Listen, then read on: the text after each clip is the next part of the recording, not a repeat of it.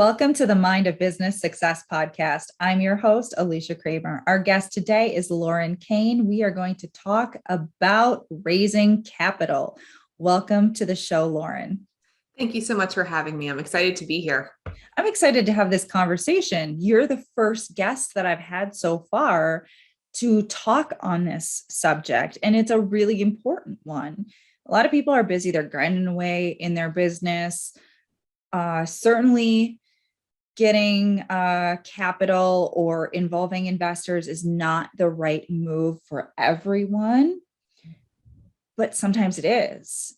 And I'd love to go deeper into this topic for our audience who maybe they're contemplating it. Maybe they know it's the right next step and they're intimidated about the process.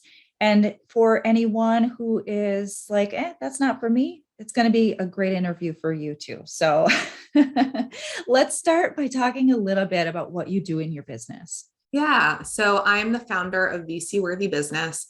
And basically what I do is I call myself a pitch strategist, but I get investors to open their checkbooks for market disrupting female founders. And I work with female founders solely. I can talk a little bit about that in a minute as to why, but I work with female founders on their planning around their fundraising efforts. And that doesn't matter what stage they're in, their investor strategy and their pitch strategy. So everything that they need to really execute a capital raise. So for someone whose only frame of reference is something like Shark Tank, if you've ever been in a situation where you're talking to investors, you're coming up with your pitch deck, it can be a bit intimidating. And a lot of people have trouble coming up with their elevator speech, much less putting together a presentation that is going to entice someone to give you tens of thousands, hundreds of thousands, or even millions of dollars. So I'd love to talk from your perspective on what that journey is like for these women who know it is the right next step in their business. Yeah, I mean, it's one of those things that I always say, until you need to know about venture capital, you don't need to know about venture capital. It's a waste of brain space to try and understand this world if you're not ready for it. And so what happens as a result of that is a lot of female founders can come to raise capital too late. And they come from a place of desperation. And what happens is they turn to that ever-knowing being, Google, and they Google search how to raise capital or how to raise investor capital. And all these things come up of what they need to do. They need to have a pitch deck. They need to talk to 100 investors. They need to have warm intros. They need to know how to do, cold emails. All this stuff is coming at them and is extremely overwhelming. Oh, and by the way, just figure out if you need to join an accelerator program or if you want to, do a pitch competition. It can be a lot, and that can actually prevent someone from raising capital. And like you said, raising capital is not for everyone, but not everyone knows that it is an option. And it's nice to know as a founder what your options are, because even if it's not something that you're going to need today, it might be something you need in a year, 3 years, 5 years down the line. And so it's nice to know what's out there for you. But really, when women come to raise capital, what they come up against is a process developed by men for men. And so it can be really hard for women to raise capital because of that. I want to talk for just a few moments about what types of businesses would consider raising capital, because certainly there are going to be some businesses that likely will be excluded from that. And for someone who's listening, who may be in an earlier stage in their business and not sure, is this something that I need to have on my radar for the future? Can you take a few moments and just talk a little bit about that? Sure.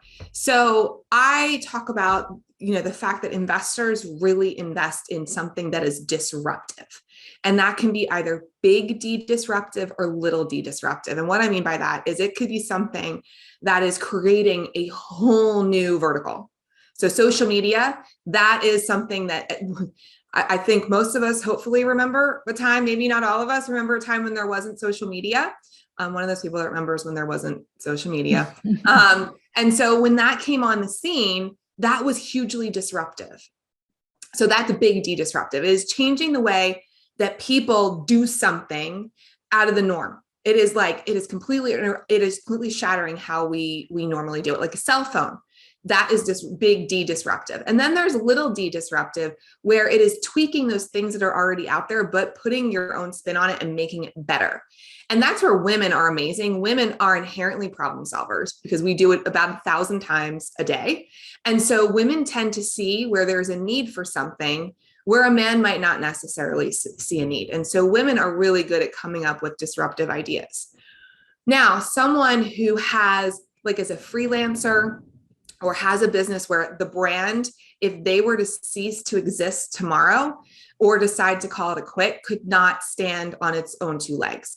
And so I always use myself as an example. So my business, without me, because of my background and expertise, so my background in venture capital before starting my business is why I am successful at my business. But someone else that doesn't have that experience wouldn't be able to come in and run my business. And I have I'm lucky, it is very unique experience that's not really out there. And so without me, the business would go under, and an investor would not invest in something like that. So if you can pull yourself out, which I know is hard for founders and business people to like, well, of course the business could not survive without me. I am the business. But if you really take a step back and say, okay, if someone came in and was able to step into that CEO role, which I'm currently doing, could they continue to run this? And that's something an investor would invest in. You have to show that it's something that's scalable, that it's going to take the market that you're in. And if you got 1% of that market, it's large enough to sustain your business as $100 million in revenue, $500 million in revenue, $1 billion in revenue a year, that there's enough of a pie for you. So it really is a couple key factors that investors are looking for. And you also have to be open to giving up equity in your company. If it's not something that you want to do, then don't seek out investors, because they are going to want a piece of a stake in your company. And if that doesn't feel right for you, that's okay. But don't seek out investors. And lastly, don't seek out investors if you don't want to have what's called an exit event, which means basically selling the company, taking it public, so that the investors and you get your money back, right? That windfall that everyone hears about when something happens. When a company goes public or are acquired by a larger company, investors want to see that. If you're like, I never want to stop doing this, I love this, that's okay. But I wouldn't seek investors. You can maybe seek out different types of investors, but really, if you go the standard venture capital route, they're going to want to see a return in 5 to 10 years. Let's talk a little bit more about the equity piece. Mm-hmm. So when you're working with your clients, are you helping them to determine what they're comfortable giving up? Yes. And that is a hard conversation to have, because again, women are, I'm talking to people who are like, I just want the money to do the thing. But when you take that mindset and you are just in the moment, it can actually affect the end game. And so what we really spend time on is, okay, if you are taking in $100,000 and you're giving up 30% of your company, don't do that, by the way. That's basically in the future guaranteeing that there's going to be nothing left for you if you continue to raise capital. Because the more that you raise, and usually if you raise once, you're going to continue to raise other rounds of of investor capital. That's going to make the pot that is your share smaller and smaller and smaller. Now you're probably saying, well, why would I do that if my ownership gets smaller and smaller and smaller?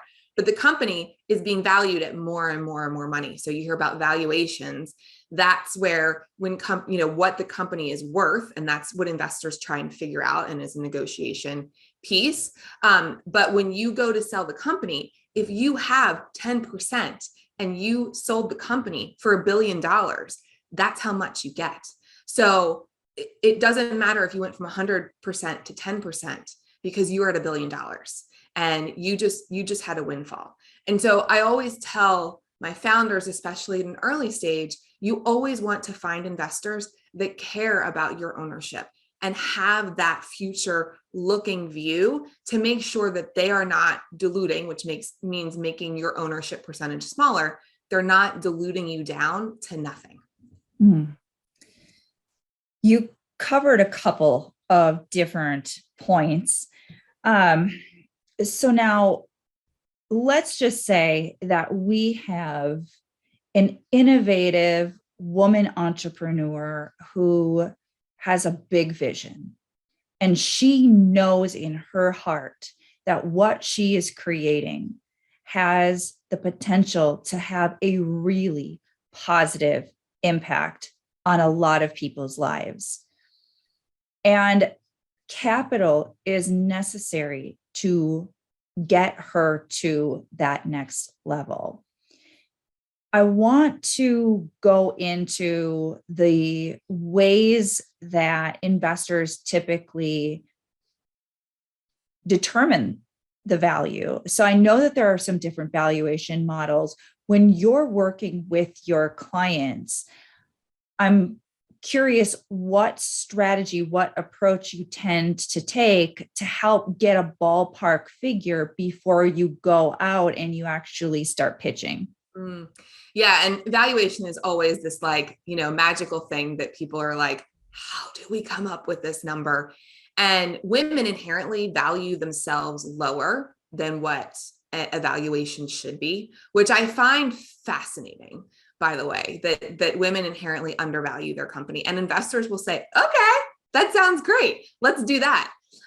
So I will just use an example. I had a client recently who has a tech company in the sports sector, and she is something that will be disruptive once it is fully built out.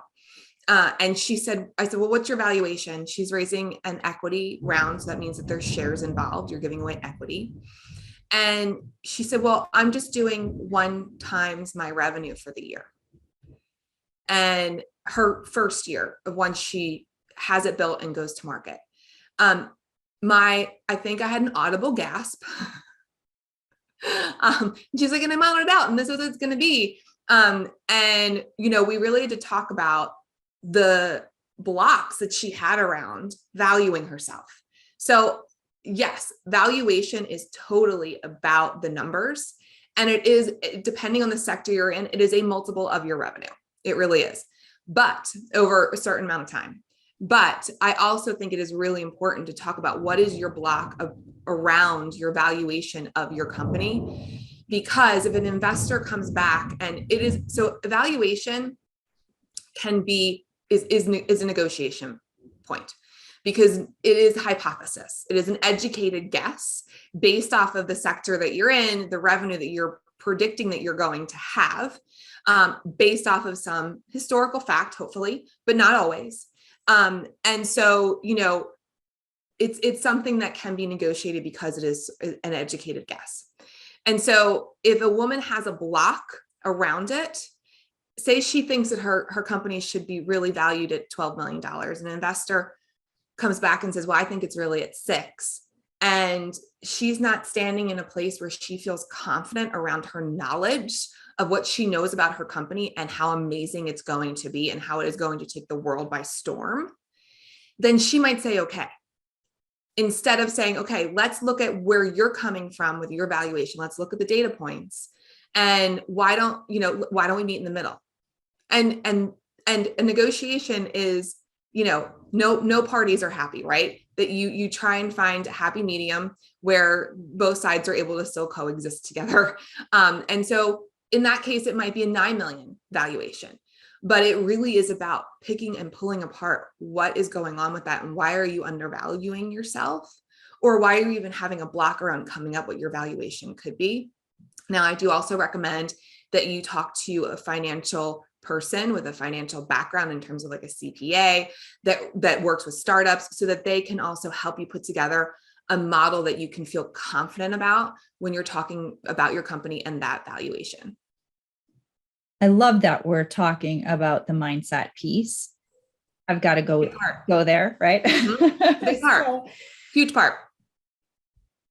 What I've found is that most people, women and men, have some pretty wacky beliefs around money and self-worth.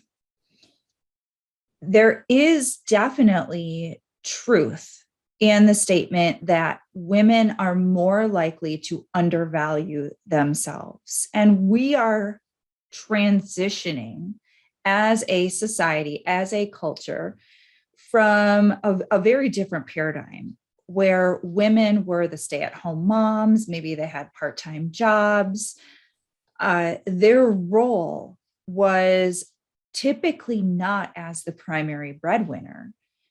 And in many cases, even a woman who has had a career since, her late teens, early 20s, whatever that case may be, grew up in an environment where there was still some of that old mindset. So there's a lot of that conditioning. And I've found that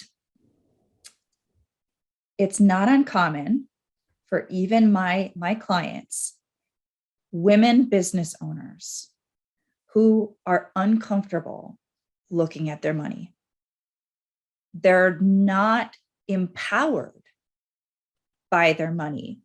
They are avoiding things. They're doing just enough to get by and not willing to like really get their fingers dirty, like really get in there and take charge and take ownership and really start to love the empowerment that can come along with being being in charge, in command of your finances. So I'd love for you to share from your perspective what you're seeing with your clients on these crazy mindset things. Now, you mentioned a little bit, but I'd love for you to just maybe share a couple more themes that you've seen, because we need to start breaking this stuff down. It's not serving us. And there are so many incredibly talented women who have really important gifts to share that are holding themselves back. And I just say enough is enough. You've got to now break free from that. It's time to get out of your own way, and you've got to get out there and you've got to do your thing. Listeners can't see me right now, but my head is nodding so much. I feel like it's going to come off of my body because I agree with you so wholeheartedly. Everything that you were saying. Yeah, I mean, it is interesting that when women come to me and are, so in order to pitch, you need, your script, you need your pitch deck, you need to know the ins and outs of your business. You need to know the numbers. You need to know how you're going to make money, or if you've made money, what that looks like, what your history looks like, and how you're going to make more of it. And that, you're right, it is a topic that founders, women, avoid at all costs. And it can be one of the biggest things that prevent them from, when they're talking to investors, to feel like they have their power. And I talk to my clients and my community a lot about holding on to your power, because the second that you reach out to an investor, it is a negotiation. It is you need to keep the upper hand. And it's not like, I'm going to win, I have the upper hand. It is, I need to be the CEO and I need to guide you through this process, because Mr. or Mrs. Investor, you want to see the CEO version of me. And so we talk a lot about, like, how do you bring that CEO version of yourself to the forefront? The CEO version of yourself, she knows her numbers. And guess what? If you own your own business, you created the numbers. You created them. And so own that. Own that you created the numbers, own that you created your business model, own all of that. It came from you. It was birthed from you. No one knows your company better than you do. No one. And so you need to stand in that when you're talking to an investor. And just because they might be more, well-versed at the venture capital world doesn't mean that they're more well-versed in your business. And so it is that doubt that creeps in when they're like, oh, don't ask me that question about my financial model. Oh, please don't ask me for that P&L from last year, because then I'm going to have to explain this moment where this thing happened. No, own it. You're a CEO, and I talk a lot about like this mindset shift of going from an entrepreneur to a CEO. I call it going from E to C. And when you're an entrepreneur, when you're in that space, it is like scrappy, you're just flying by to the seat of your pants and getting it done. When you're a CEO, that is someone who is paying attention to the details, that is knowing that she can do it and has the confidence around that she can do it. Because guess what? If the business is still running, she's doing it, right? And so, to be that CEO version, you need to ask yourself, like, what does the CEO version of me look like? What does she wear? How does she stand? How does she present herself? And you might not need to be her all of the time, because sometimes the CEO version of myself is a little exhausting. I'm just gonna be real. And so sometimes I'm like, you know what? You need to just go to the beach somewhere and relax for a little bit. I'm just going to be me and let myself have a moment, but I can call her forth when I need her. And I'm like, okay, we need to be a badass at this very moment. Let's be a CEO. We can do this. And when you work on changing that mindset of really, she's in there. And anyone who started a business, there was a badass when they made the decision, like hands down, to start a business or run a business. It is a rough game. It is not an easy time. People feel like entrepreneurs and, people in a C-suite have it made. No, that is where the hardest work happens, especially in the beginning stages. And so, it can be hard to remember that, but you really were a badass when you took the leap. And so hold on to that and know that, you are worthy of whoever decides to invest in you. And you are worthy of whoever decides to do business with you, whatever that looks like, and that you're amazing. And any woman that has a business, I know, is amazing one way, shape, or form. I love that. I'll get off my soapbox now. So good. Well, someone or maybe someone's needed to hear that. You're absolutely right. There are a lot of mindset shifts that need to occur. The first transition from employee mindset to business owner mindset, that takes a lot of inner work. And when you've been doing it all, wearing every hat in your business, and you start to delegate little by little, there's a lot of growth within you that is taking place. And there is another big leap when you go from being the small business owner to operating as the CEO of your company, because now you really truly are wearing a very different hat. And I've seen this with my male clients as well. I've seen incredible entrepreneurs who have been able to bootstrap it to creating multi-million-dollar businesses. And they're truly entrepreneurs in the sense that they've got their hands in all different things. They're always creating new businesses. Well, this one's fun. And now this one's got a lot of momentum. And so now I'm intrigued and I'm going to do this thing. And it's not even necessarily a parallel vertical, right? It could be something completely different, but it's something that they're passionate about. And so now they're multiplying these businesses. And I still have to coach them on, you've got to step into that CEO role. You've got to stop being the face of the business and start to prepare You may want to exit that business. You may want to sell that business off, even if it was your baby. At some point, you're going to want to be, even if you're very, very part-time in the business, you're going to want to be doing other things in the later years of your life. Now, for most of us entrepreneurs at heart, we probably are never going to fully retire, right? I said, my dream is to get to the place where I am mentoring, like in the trenches, like more of like the angel investor who actually has her hands in the clay, because I love business, and I love business owners, and I love helping people to create their vision and make it real.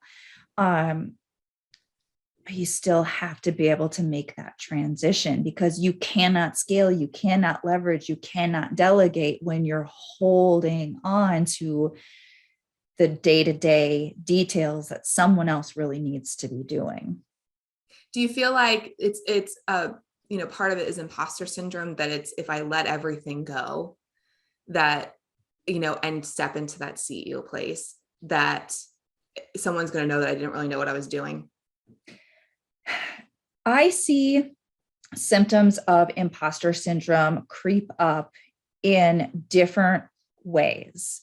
Now, in some cases, that is true. So when someone is up leveling and they don't have a self-image of themselves as being a successful business owner, a successful CEO, if they still feel like they're just bumping around going through the motions, and there is a big gap in terms of their self-image, what they believe and expect themselves to be, and now this new label that they're claiming, that's where the imposter syndrome starts to kick in. And what I always love to explain to people is imposter syndrome is really a very broad term that's talking about our insecurities, our unhealed, unresolved fears, doubts, and insecurities.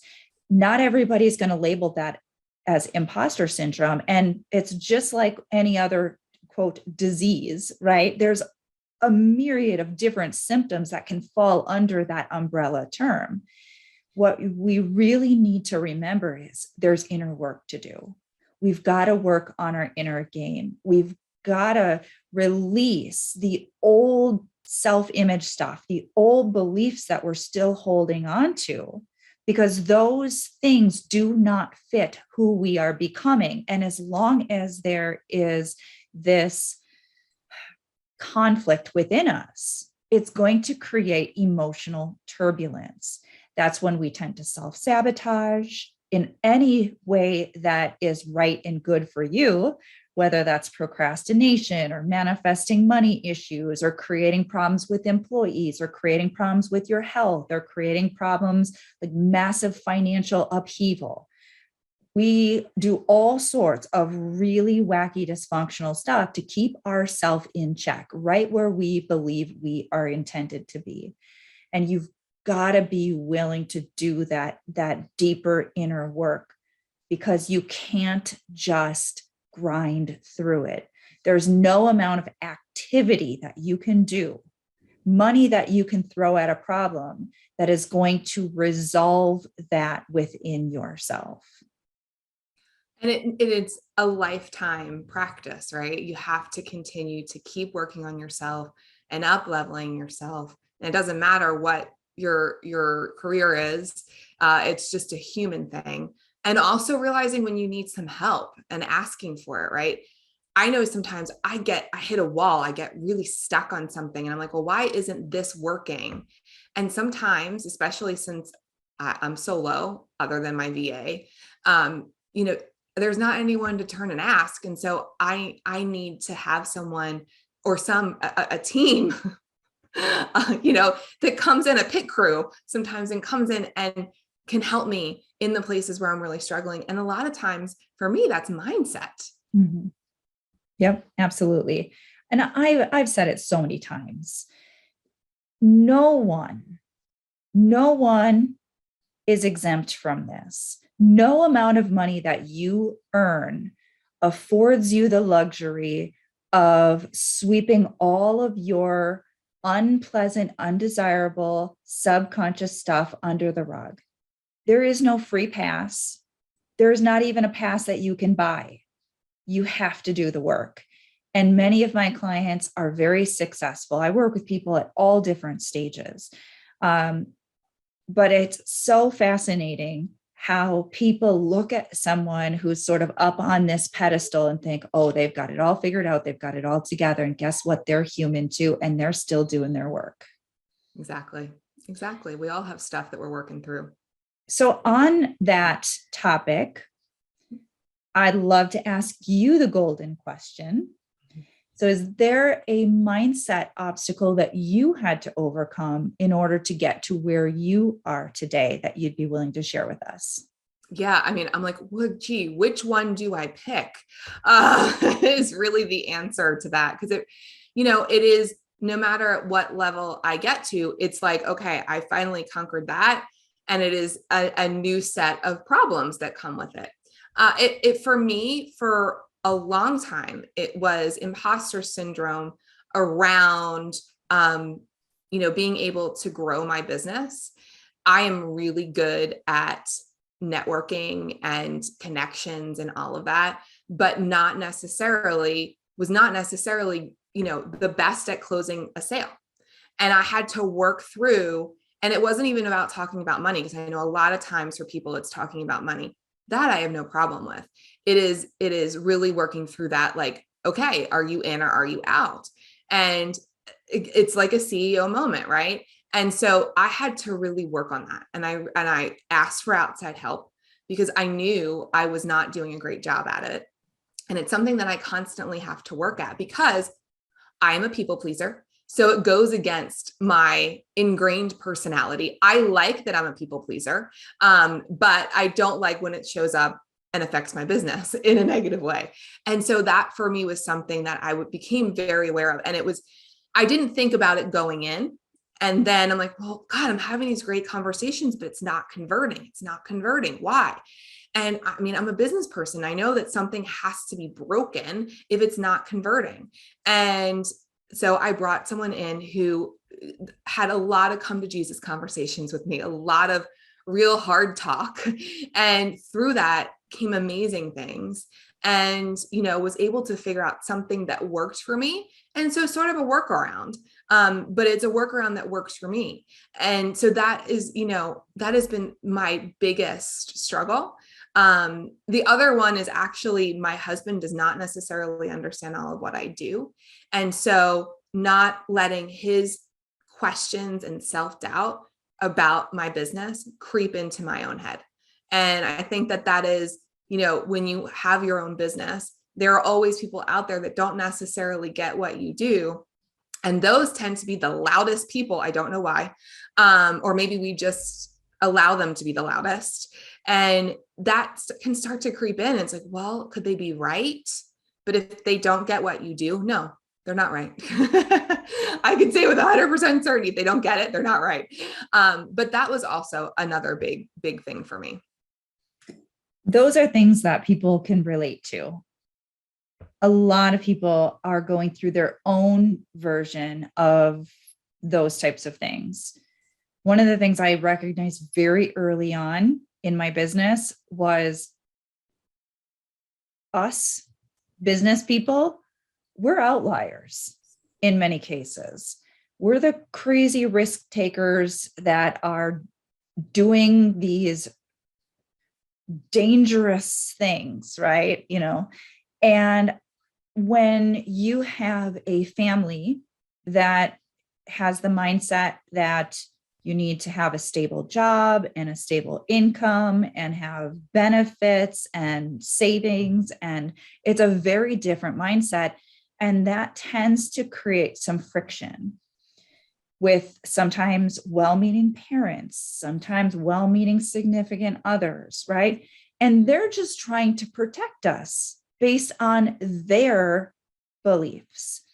So when people step into this role as the entrepreneur, as the business owner, as the CEO, it can sometimes be very lonely if you're not surrounding yourself with a community of like-minded people.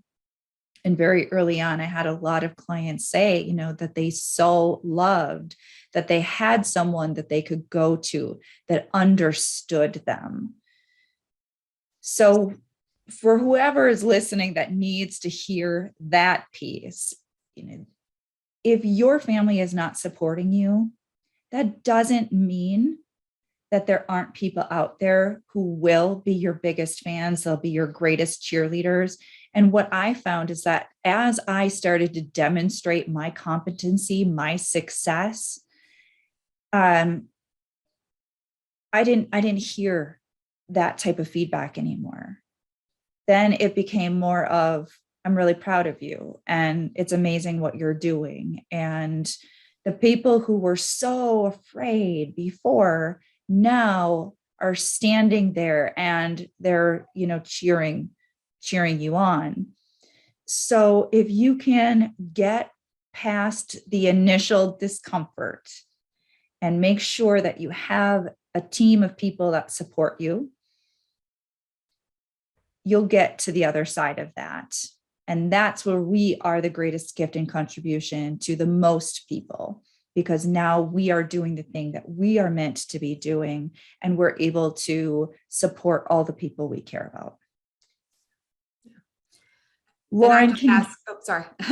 Go ahead. I was just going to say sort of a PSA for people who are, at any time you up level, if you can turn around and look at those that are a step or a couple steps behind you, and if you can just simply take a moment to say, I see you, I'm here if you need me, because you don't know if that might be the day that person was going to call quits on their business, and because they didn't know what to do next. And we're looking for a sign. And by you reaching out could be that sign, or it could be that catalyst for the next great thing in their life, so that they don't feel like they're alone. I absolutely love that. So now I was just going to ask you to share with us, how can our listeners connect with you? Because there may be some people who they're ready, or at least they're ready enough to learn more to see if they're ready. So can you share your website and any way that our listeners can connect with you? Sure. So my website is VC Worthy Business. So V is in venture, C is in capital, worthybusiness.com. And you can connect with me on LinkedIn under Lauren Kane, or Lauren Kane VCWB on Instagram. I really am all the places social. So check me out there. And if you search under VC Worthy Business or Lauren Kane, you'll find me. But yeah, reach out. And even if you're like, I don't think this is necessarily for me, but I just want to make sure, please reach out. I'd rather help someone come to a conclusion either way than not at all. I love to talk to female founders. I love to talk to founders in general. It is the highlight of my day to hear what great things entrepreneurs are doing in the world. It's such a fun job to have. And so please reach out. Awesome. Thank you so much for being with us. You shared a lot of great information. This has been a great conversation. Thank you so much for having me. I really enjoyed it. And thank you to all of our listeners. If you have not already subscribed, please make sure you do so. And until next time, we will see you in the next episode.